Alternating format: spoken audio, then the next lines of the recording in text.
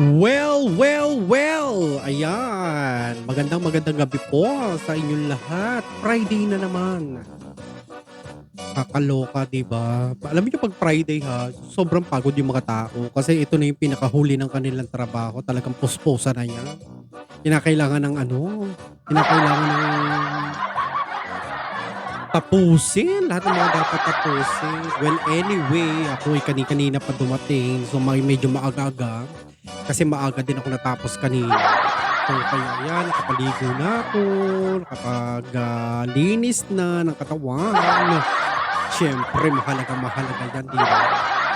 Yan ang pinakamahalaga na nangyayari sa ating mga kabikihan. Dapat lagi malinis ang katawan, lalong-lalo na yung puhunan. Okay, so ang ating routine ngayon, siyempre pagkatapos ng maligo, kinakailangan na huwag makontento sa paglilinis ng mukha. So meron akong actually, ang ginagamit ko talaga itong ganito, ayan, no, VC, vitamin C yan actually. So VC yan sa Pilipinas ko yung nabibili. Actually, bumili ako ng 5 na ganito sa Pilipinas, binitbit ko dito. So, naubos na yung isa. So, 4 na natira. Ito yung ginagamit ko ngayon. Tapos, meron pa akong hindi nabubuksan. 3 pa. Ayan pa. So, yan ang ginagamit ko. Siyempre, matagal pa bago ako makabalik ng Pilipinas. So, sakto na yan hanggang December, di ba? So, sakto na yan. Kasi meron pa naman ako isa pang bote. Ayan, yung bote. Bukas na yan. So, yun nga. Nalulungkot ako ha kasi ngayon may okasyon doon sa aking BFF. Hindi nyo tatanong, meron akong BFF sa Silangan. Although medyo gano'n naman talaga yung itsura, no? Pero napakabait nun sa akin. Kaya mabait na mabait din ako sa kanya. So, binabati kita, Joy, at sana nakaraos ka na. Yan ha, kung sino naman nakakakilala sa inyo kay Joy Prado. Binabati ka kasi anak ng ay kinasal yung anak niya ngayon. Yung siguro nagiinuman pa sa mga taga-Silangan dyan kung gusto nyong bumabaha daw ng alak. So pumunta na kayo doon. Habang libre pa. So yun nga ang nangyari. So kaya binabati ko siya. Alam nyo ha, isa sa mga success ng mga magulang pag naitataguyod yung kanilang mga anak hanggang sa maipakasal na. Ibig sabihin, doon na dapat natatapos sa mga obligasyon. Bulak. Yan, kinakailangan ko ng bulak. Siyempre, 2 dapat. Okay, 2 cotton balls sa kinakailangan ko.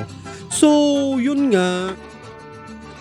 Siyempre, ay tuturo ko sa inyo pala ha, paano to ginagawa. Kasi yung iba, hindi marunong. Ginagawang eskinol. Alam niyo sa Pilipinas na nauso yung mga eskinol kasi kapanahunan namin, mga eskinol yung ginagamit. Putis, eskinol. So yan. Actually, dapat yung eskinol din pala na natuklasan ko, hindi pala dapat yun basta pinapahid lang, inilalagay sa bulak tapos ipapahid mo. Oo, ginagawa din yun. Kasi itong bulak, siya yung magsisilbi na parang ini-scrub yung mukha mo. So yung mga medyo malalalim na dumi, hindi mo matatanggal. So kinakailangan mo pang scrub. Kaysa namang iskobahin mo yung mukha mo. Dito ka lang sa bulak, diba? So yun nga. So maglalagay muna tayo nito sa ano ba to? Teka nga. Bumali pa. Okay. Tatanggalin yung kasi hindi ko tinatanggal to kasi sisingaw. Kinakailangan ibabalik mo din, di ba? Babalik mo rin yung para takip niya. Ibabalik mo rin niya. Para maiwasan mo na mabilis na ma-expired. At alalahanin nyo ha, hindi to tinatabi dun sa mga parte ng bahay na medyo maiinit. Halimbawa sa tabi ng gas stove, sa tabi ng mga pinaglulutuan nyo. Yung hindi din siya masisikatan ng araw kasi bumibilis yung kanyang imbis na 1 year pa bago ma-expire, may expire na agad kasi nga hindi maaalam kung saan nilalagay. Dapat ito siya sa katamtamang ilamig. Katamtamang lamig, katamtamang init. So yan. So maglalagay kayo sa bulak ng huwag niyo nang tipirin kasi ang laki-laki naman ito. Kahit mura lang naman sa Pilipinas 'to, magkano ba bilhin ko 'to? 200 isa. So, yun ha, huwag niyo nang titipirin tapos yan, lagay-lagay kayo pahid-pahid. Yan, 'di ba? Aray ko, nadali ko yung ano, mic. Pahid lang, 'di ba? So, ganyan kadali yan.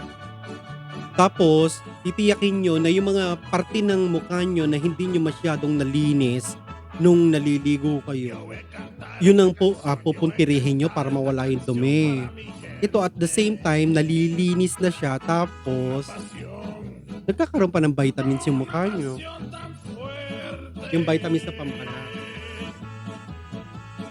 Yan, ganyan, di ba? Siyempre, kailangan din pantay na pantay.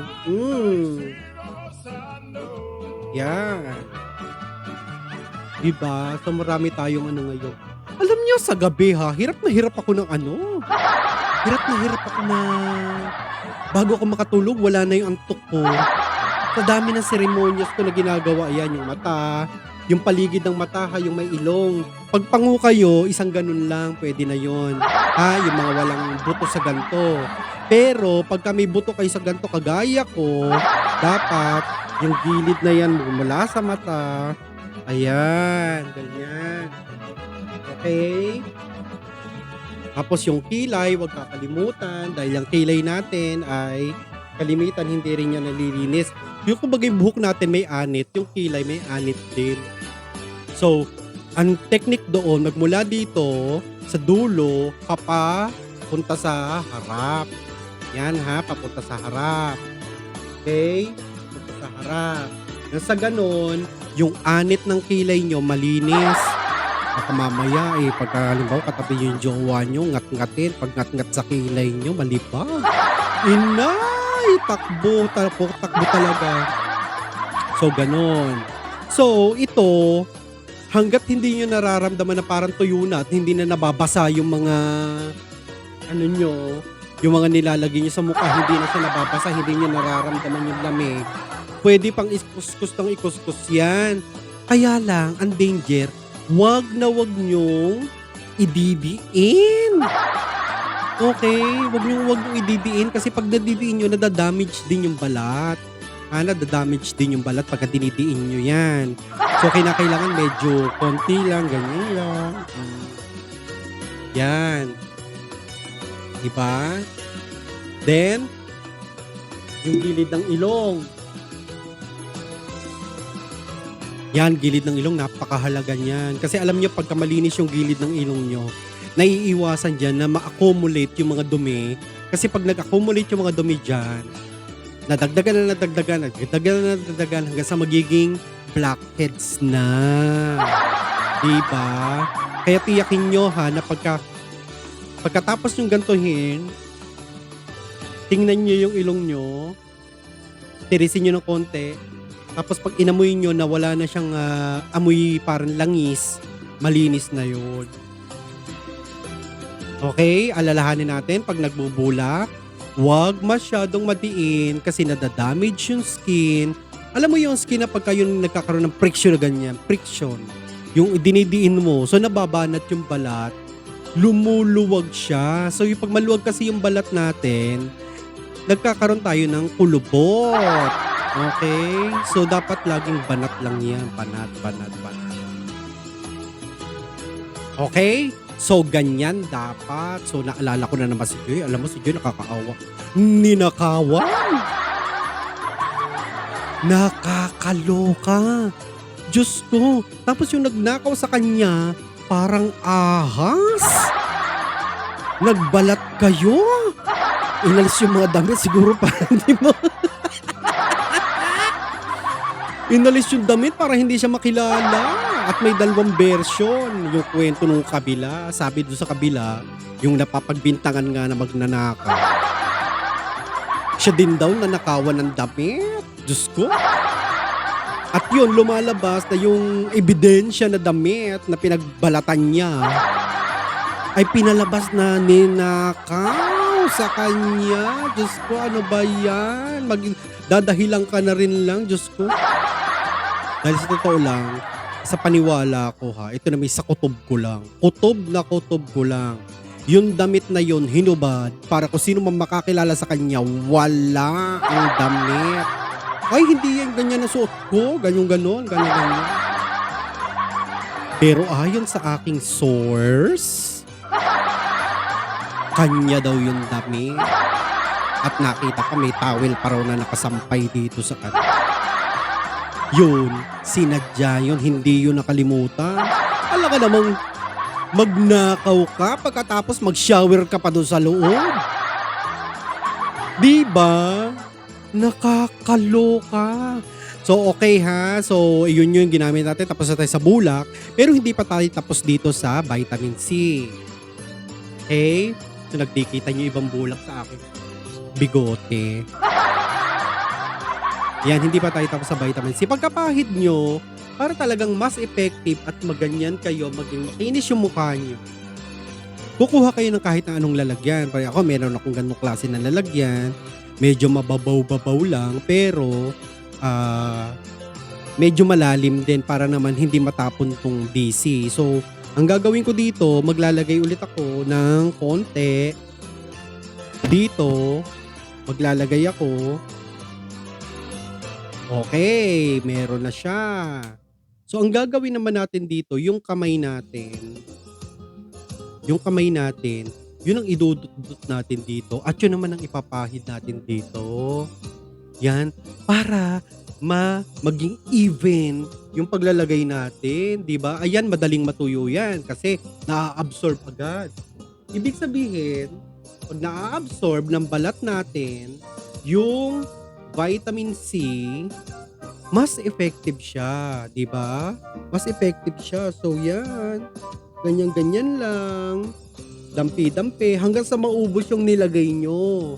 Yung nilagay ko siguro mga kulang-kulang isang kutsara na vitamin. So ilalagay nyo yan, lalong-lalo na doon sa mga place o yung sa mga spot ng mukha nyo na wala ng spot. Ako kasi mas malimit ako naglalagay dito sa gilid ng mata. Kasi alam niyo kung bakit nakakatanggal siya ng kulubot. Ngayon dati pag tumatawa ako, meron akong kulubot dito. Ngayon meron pa rin konti, pero ang laki na ng nabawas. So ibig sabihin effective na effective siya. So since vitamin C naman siya, wala siyang overdose. Di ba tayo pagkahalimbawa umiinom tayo ng vitamin C, di ba? Minsan sinasabi ng doktor, bibigyan kita ng 500 mg na na vitamin C. So iinumin mo yan isa sa umaga, isa sa tanghali. Kahit na 1,000 mg pa sa umaga at isa sa 1,000 mg sa tanghali, hindi ka ma-overdose kasi iihi mo rin yun. No? Iihi mo rin yun. Kaya lang, para ka lang nagsasayang. Kung halimbawa 500 mg lang ang inireseta sa'yo na vitamin C, 500 mg lang din. Pero dito, iba to. Diba? As long as marami kang nilagay, so andyan pa. So, yan. So, actually dapat hanggang leeg yan. Ngayon, halimbawa, satisfied na ako. Ang pakiramdam ko nalagyan na lahat. Nalagyan na lahat yung mukha ko. Yan, nalagyan na lahat mukha ko. So, yung iba niyan, hindi ko yung sasayangin. Ilalagay ko naman yan sa kamay ko. Diba? Kaya ang kamay ko talaga parang kamay ni Cinderella. Alam ko kamay ni Cinderella, yung kahit na marami akong ginagawa, lagi ako nagsusulat, lagi ako nagtatype, lagi ako naglalaba. Hindi naman siya masyadong pumapangit dahil nga doon. So maganda rin to, ang vitamin C, maganda rin niya sa ating mga kuko. Kaya minsan, nilalagyan ko rin yan. So hindi naman minsan, araw-araw. Kasi nga, sayang yung mga natira dito. Kasi yung isang kutsara, medyo marami-rami na rin yun. No? So kaya minsan, lalagay ko sa kuko ko. Tapos yan, siko. Alam niyo siko, baka magmumukhang itlog. Diba? Dapat kung anong kulay ng mukha mo, yun din ang kulay ng siko mo. Diba? Ako, kahit ako maitim, makinis kahit malaki. Diba? So yan, yan ganyan ang mga ginagawa, 'di ba? Tapos, 'di okey na. So ang feeling ko naman, kasayang pa yung iba.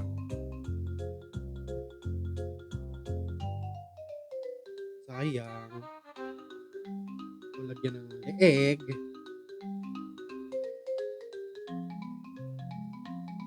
yan lagyan ng leeg, kinakailangan yan, yung mga braso, lagyan, 'di ba? Kaysa naman masayang yung vitamin. Hindi mo naman siya puwedeng inumin kasi malalasong ka. Ewan ko lang, sabi niya kasi vitamin C, eh, baka mamaya puwede palang inumin. Hindi ko pa natitikman kasi. Minsan natitikman ko lang pagka nilalagyan ko yung labi ko, 'yan yung gilid ng labi. Hindi ko nilalagay sa labi ko kasi ano siya, inire-ready ko 'yan para papulahin. Para pag-uwi ko ng Pilipinas, hindi naman magmukha baka sabihin, umuwi ka ng Pilipinas para kang galing Bicol, nabilad ka sa init. So, yeah, para naman halatang galing abroad. Okay, so 'yan, ganyan ang paglalagay nitong VC ha, baka naman hindi kasi uso na 'yan sa Pilipinas. Matagal na 'yang uso sa Pilipinas pero ngayon ko palang nakikita 'no, sa mga Facebook, sa mga ano, ngayon ko palang nakikita. Siguro ganyan ang totoong paglalagay ng VC. Huwag niyong kakalimutan ha, huwag niyong titipirin yung sarili niyo kasi yung iba talaga 'pag ano lang nasa bulak yun lang. Nalinis mo nga yung mukha mo, hindi mo naman naibabad ng husto yung vitamin C. So, wala ring epek o kung may epek siguro kaya lang matagal. Pero ito ha, natuwa ako kasi after 2 weeks lang, nakita ko na yung difference. Kumikinis talaga, gumaganda siya. Hindi ko alam kung nakakaputi, nag-lighten lang ng konti, pero hindi naman ako pumuti talaga. At ayoko rin naman pumuti. No? Black is beautiful. Pinaka the best answer yan.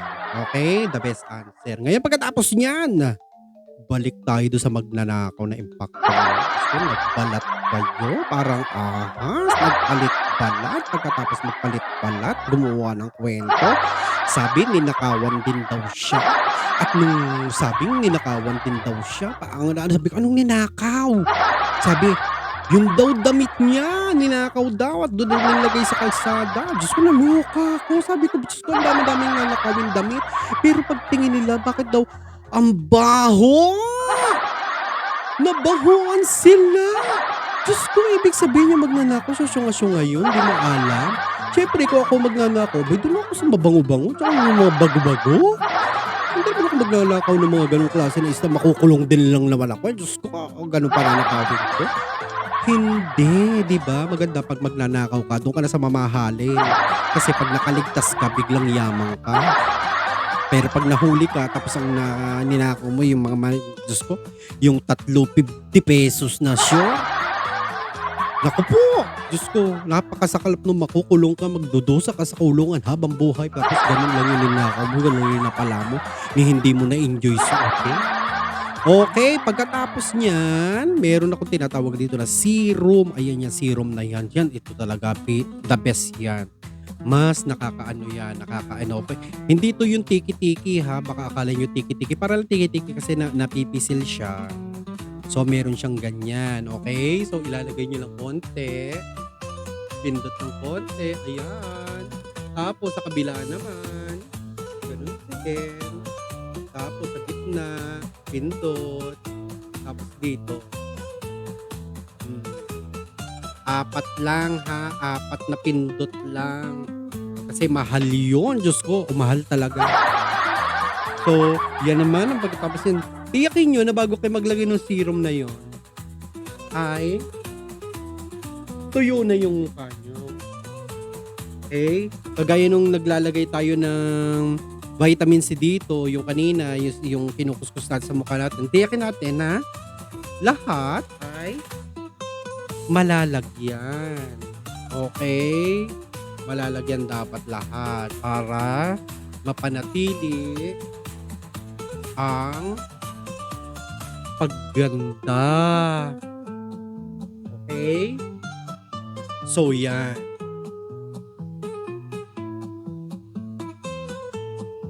Hindi na ako masyado naglalagay sa leeg. Alam niyo kung bakit? Kasi iba yung balat dun sa leeg. Ewan ko lang. Sa napupuna ko lang ha, kumikinis ng mas una yung balat sa mukha kaysa dun sa leeg. Kaya yung sa leeg ang ginagawa ko dun yung sabon. Meron akong binibili na sabon yung kulay itim sa executive. Yun na talagang ginagamit ko sa mga leeg ko, sa mga braso ko. Yung kulay itim siya basta sa executive yung tabi ng SM. Okay? Tabi ng SM yun sa executive. Meron sila tinitinda na sabon na kulay itim na parang parang, anong tawag doon? Yung papaya. Yun, parang gano'n. Parang likas papaya na nabibili. Ano nga ba yun? Yung gamit ko nung isang araw naliligo ako. Hindi naman yung silka basta yung kulay orange. Ganun din siyang kalaki. Okay? So yan. Tapos siyempre, ibalik na natin yung mga takip-takip. Kasi nga, baka sumingaw. Ay, mali pala. Oh, nalilito na pala. So yan, ibabalik natin. Nang sa ganun, hindi siya madaling sumingaw. Okay? Tapos ito din.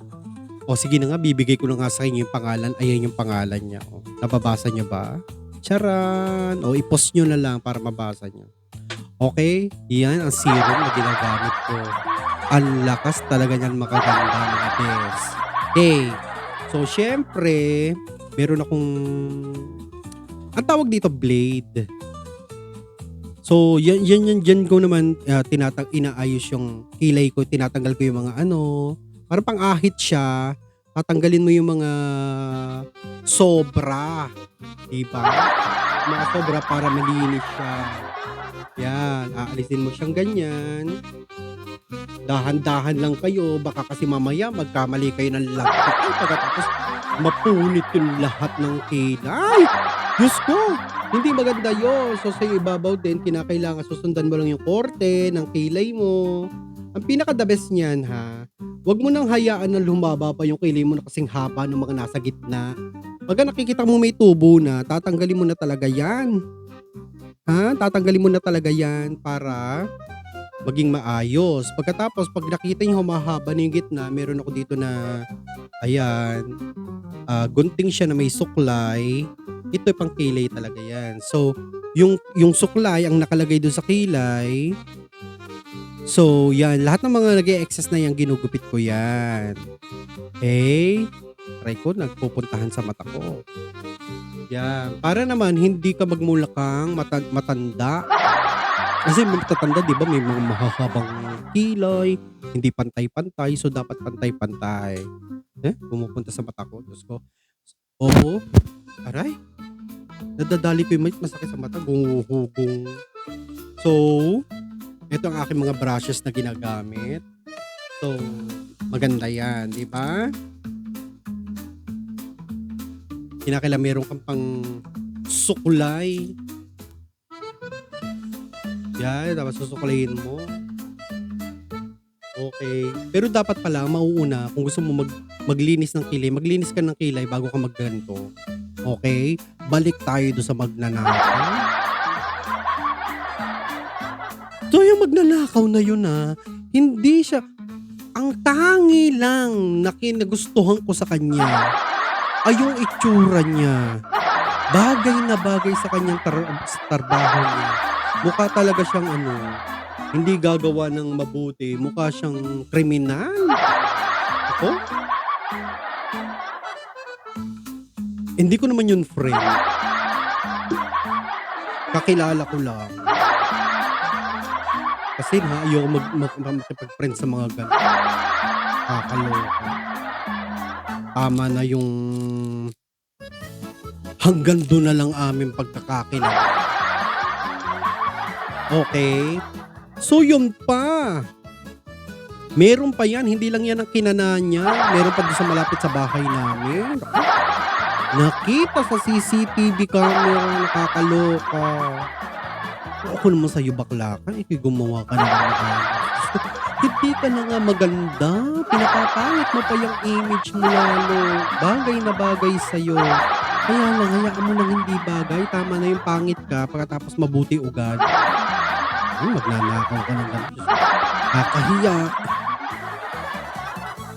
Alam mo ha, bago kita pangalanan, may GCash ako. I-send mo na lang din yung mga nakulimbat mo. Kahit kalahati lang. Kasi ang nawala doon sa friend ko, ang sabi niya, ang press release nung aking friend si Joy, ang nawala daw sa kanya 15K. Diyos ko. Bagay na ang hirap paniwalaan din naman. Hayaan mo na, 15K na, maniniwala na ako. 15K ang nawala. Sige, yung 7K na lang ibalik mo. Kung nahihiya ka, hindi ko sasabihin sa kanila na ikaw yung nakaw. Diba? I-transfer mo sa i-message mo ko mamaya, friend naman tayo sa Facebook. Message mo ko mamaya, ibalik mo yung 7.5. Kahit unti-untiin mo na lang. Unti-untiin mo. Ako na bahala magbalik. Sabi ko, yung nagnakaw, nag-message. Ibabalik daw ang kalahati. Kasi yung kalahati ay naibili ng gamot. Kakaloka ka bakla. Diyos ko. Sinisira mo ang image nating mga judingding. Okay, ito pa isang tip. So, dapat meron kayong ganito. Para siyang eyeliner pero kulay white siya. Kung gusto nyo talaga yung kilay nyo, halimbawa nagpaayos kayo ng kilay o kahit na yung simpleng kilay nyo lang, nagguhit-guhit kayo ng kilay na ganyan. Yung mga ilalim ng kilay nyo, lalagyan nyo ng kulay puti. Halimbawa ito ha, tuturo ko sa inyo. Yan, yung kilay na yan, lalagyan nyo ng kulay puti. Okay. Nakikita nyo ba? Ayan, may puti na, diba? Naguguhitan mo yung puti ilalim. Okay. Tapos yung ibabaw din, lalagyan mo ng puti. Susundan nyo lang yung korte. Okay, tapos pagdating sa dulo, pagsasalubungin nyo lang na ganyan. Okay, nakikita nyo na may puti na siya, diba? Ngayon, ang gagawin nyo dyan para maging maganda sa dadaguhitan nyo na, kukuha naman kayo ng brush, ibe-blend nyo lang yung puti na yan hanggang sa hindi na masyadong hindi na masyadong kaya medyo malapad-lapad ng brush. Ito. Okay? So, kukunin nyo yan. Pagkatapos, ibe-blend nyo naman hanggang sa mabura ng bahagya. Pero wag nyo buburahin yung nakadikit dun sa kilay. Okay? Wag nyo buburahin yun. Kumbaga, i-blend nyo lang yan papunta sa baba ng mata nyo. Okay? Para kitang-kita yung hugis nung kilay. Kitang-kita siya. So, ganyan lang kasimple ang pagkikilay ha. Magkilay kayo ng normal yung kilay. Wag naman yung kilay na pabuhol-buhol na gano'n. Kasi yung iba ha, pag nakikilay, Diyos ko, pagdating dito, iikot pa. Parang luka-luka. So yun, kailangan na medyo discreet lang tayo. Discreet lang tayo sa pagkikilay. Ganyan. So ganyan, tapos ganyan din yung gagawin sa kabila. Ngayon mabalik tayo doon sa magnanakaw. Diyos ko po. Yung magnanakaw na yun, ay Diyos ko, kilala na sa silangan ng nagnanakaw pala. Kasi hindi lang isang beses na ginawa. So pangalawa na nga yata si Joy dun sa nabalitaan ha. Baka, kasi meron pang iba na nasasabi na nawawalan din daw sila, ganun-ganun. Pero hindi naman nila tutukoy, wala silang clue kung sino. Kasi hindi naman siya nag-iwan ng damit doon. Hindi nag-iwan ng damit at ng tuwalya niya, pero nung inamoy doon. Nagtataka naman ako dito sa mga nakasaksi na to. Kayo naman mga nakasaksi, talagang nakuha nyo pang amuyin talaga. Tapos, nung maamoy nila, yun daw amoy ng damit, tsaka amoy ng tao, hindi hindi nagkakalayo. Ano ba yan?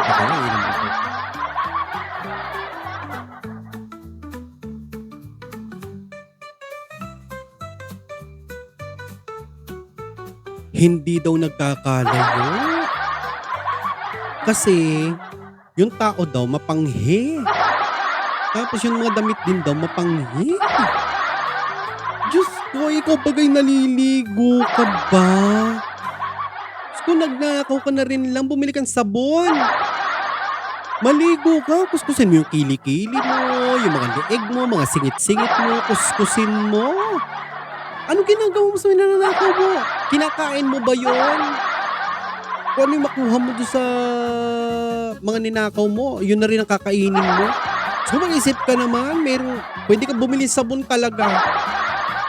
Bumili ka rin ng toothpaste o Colgate. O kung gusto mo naman maganda-ganda, maanghang-anghang close-up, yung kulay pula, para smile ganda ka, o gano'n. 'Di ba? Hindi yung nagnakaw ka na rin lang, hindi mo pa ginamit sa mabuti. Alam mo ha, sa ginagawa mong yun, mapagbibintangan ka na ikaw yung kumuha ng mga monoblocks dun sa simbahan. Alam mo, nagkakawalaan dun sa simbahan ngayon ha. Sa St. Joseph the Worker Parish, nagkakawalaan talaga. Malamang-lamang ikaw din ituturo doon. Saan mo dinala yung mga monoblock? Gagamitin pa yung sa linggo, sa misa oh, Diyos ko, bukas may misa sa gabi. Saan uupo ang mga tao? Ninakaw mo lahat. Umarkila ka pa ng jeep talaga ha. Para maisakay mo yung mga monoblock at doon pinarada sa may plaza. So, iniisa-isa mo yun. Nakailang balik ka. 200 daw yung nawala. 200 na monoblock. Baka ikaw nasa iyo na naman yun. Okay? Dapat yan ha, iniingatan mo yung sarili mo. So, alam mo, sa mga ginagawa mong yan, lahat na nanakawan niya, ibibintang na sa iyo yan. Ako ha, sa tingin ko, ikaw din na talaga nagnakaw doon sa monoblock ng simbahan. Nawawala, may mga picture doon. Buti na lang ka mo, wala kang damit doon. Kung nagkanoon ka na damit doon, diyan ko, king ina ka, humanda ka na naman sa akin. Talagang, malapit-lapit ka na. Actually ha, hindi kita tinatako. Pero may nakausap ako ng mga barangay, iimbestigahan ka. Bro, sinabi ko ang totoo mong pangalan. Sinabi ko pati sa Homeowner Association. Sinabi ko ang totoo mong pangalan. Kaya, iimbestigahan ka na. Papatunayan talaga kung damit mo yun ang totoo. Kaya maligo ka ha. Para yung amoy mo maging iba doon sa amoy ng damit na nakuha. So yun ha, tatandaan mo lagi ha. Tayong lahat tatandaan natin. No? Hindi natin kinakailangan gumawa. Hindi natin kinakailangan magnakaw. Alam mo ha, ang daming taong mahihirap sa mundo. Pumunta ka na lang sa Maynila. Pumunta ka sa Maynila. Ang dami doon mahihirap. Walang namatay sa gutom. So huwag kang magpapanik. Ha? Hindi mo kinakailangan magnakaw. Kung mabuting tao ka lang, marami ka magiging kaibigan, marami mag-aalok sa'yo. Hindi yung ganun pa. Lumalabas ka pa. Ang dami mong pwedeng gawin. Pwede ka magtinda ng samalamig. O kaya naman, magtinda ka ng lugaw pagka umaga. O tinasabi nga nila, tubong nilugaw. Diba? Hindi mo kinakailangang gawin yun talaga. Dadami pa kaibigan mo. Hindi yung makwento ka, madami kang chismis. Pagkatapos yung buka ng bibig mo nakaharap doon sa tao. Tapos yung mata mo umiikot-ikot na gano'n. Kung anong mga makukulimbat mo doon sa loob. Sala yun eh. Ibalik mo yung pera. Kawawa ka naman eh. Alam mo sa ginagawa mong yan, lalo kang hindi suswertehin. Malas na nga yung itsura mo. Minalas ka na dahil sa itsura mong yan. Lalo ka pang mamalasin dahil sa ginagawa mo. Oo, ako malasin man ako. Hindi man ako malas sa itsura ko. Hindi man ako masyadong pangit. Diba? So yun lang ang tip ko sa'yo, bading, ha? Ako, wag kang ganyan. Diba naman, lumayas-layas ka na, nagbalik ka pa talaga. Hindi pa ba ubo sa mga kagamitan sa silangan? Talaga nagplano ka pang bumalik, ha? Well, yun naman konting paalala lang sa'yo. Dahil sa susunod na may mawawala, ikaw ulit ang ituturo ko talaga. 'Pag nawalan kami ng kahit na ano, kahit na walis tingting, ikaw ang ituturo ko kahit wala akong ebidensya. Aba, sobra ka, eh. Okay? So, kaya ikaw naman Kumare Joy, mag-move on ka na, okey? Mag-move on ka na, nandiyan naman si Maring JB, iko-comfort ka ni Maring JB, nandiyan naman si mga iba pang mga kumpare natin, kumare natin, ko-comfort ka pa rin naman namin, 'di ba? Hayaan mo na 'yun, meron ka pang mga segue, eh. Sabi ba naman ni Joy sa post niya, "Sige na, kahit 'wag na ibalik yung pera, yung reseta na lang." Ina mo Joy, hayop ka. Natatawa ako. Aray ko! Nagpaawa pa, shootek. Ano ba 'yan? Uy, kahit 'wag na yung ano, yung mga ID na lang. Lintik ka ako ha, sabihin mo na sa akin may yung pitaka ko mawala ng 3,000 lang ha. Inyo na yung ID, balik niyo yung 3,000 ko. Ang dali humanap ng ID. Diyos ko, sa Recto, magpagawa ka na, dami na eh. Mura pa, Diyos ko, ano na, wala pa 100. May ID ka na. Okay. So yan, Joy, ha? Magmo-move on ka na. At ang uli-uli naman, pagka alam mong may mga ganun kang kalaking hawak na pera, uso naman ang GCash. I-deposit mo sa GCash. Diyos ko, Joy. Naman taong ito, isa ka rin syunga-syunga. Kaya ako minsan na naririndirin ako sa'yo eh.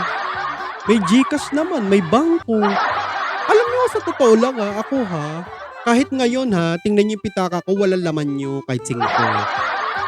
Nandoon ako card. Pag nawala ang card ko, yung cellphone ko, pipindutin ko lang yun. I-unactivate ko yung mga ATM ko doon sa online, yung mga debit card ko, i-unactivate ko lang yun. So, hindi na nila magagamit. ID ko, pwede naman ako magpagawa ng ID pa ulit.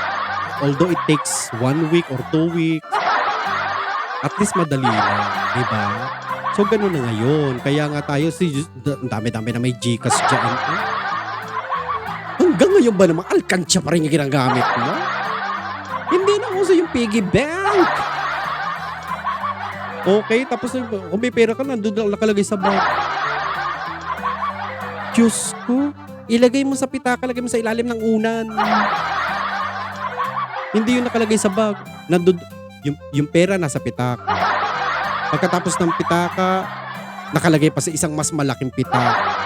Pagkatapos ng mas malaking pitaka, nakalagay pa sa bag. So pagkuha ng bag mo, bit-bit lahat. Pati yung maliit, katamtaman. Diyos ko, nakakaloka. Okay. So Joy magtatanda ka na. Diyos ko. Pero totoo ba talaga yung 15,000 yun na wala?